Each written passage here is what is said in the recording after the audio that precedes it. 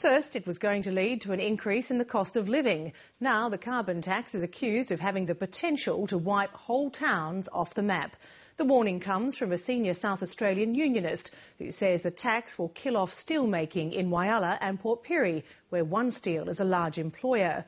The claim was made as One Steel executives met with government ministers in Canberra, from where political correspondent Tommy Gooden filed this report. The South Australian seaside town of Whyalla, along with neighbour Port Pirie, the perfect scene for a carbon tax tsunami, according to the Australian Workers' Union. Goodbye, they will be off the map, State Secretary Wayne Hanson is reported as saying. Well, strong words don't make it right, and that's completely untrue. We will be protecting Australian jobs as we price carbon. But the comments are a gift for Tony Abbott. I thank those union officials who have spoken out against this carbon tax. The AWU's public campaign is allowing him to pose as a friend to workers, promising to protect not only those in South Australia. There isn't a state that wouldn't lose important manufacturing and industrial centres if the carbon tax goes ahead. But that prediction was undermined by Mr Abbott's hosts in the West today.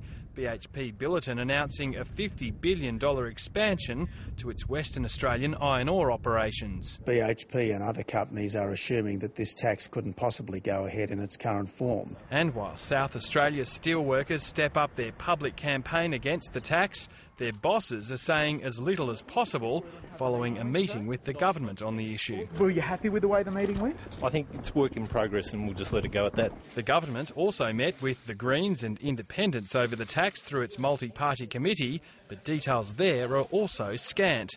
Key independent Tony Windsor says the lack of information's feeding community opposition to the tax. Everybody's against the carbon tax because they don't know what it means. I'm against the carbon tax because what does it actually mean? Where's the revenue stream going to go? Mr Windsor's yet to commit to backing the tax, and the opposition stepping up pressure on him to oppose it by threatening to run the Nationals' Barnaby Joyce against him at the next election. But Mr Windsor says it's the Nationals' leadership that Senator Joyce really wants. I know he's had difficulty getting a seat in Queensland because the lower house National members don't want him in the lower house. So, that's not a secret either. So, obviously he's got to go looking somewhere else. I don't want to be sort of a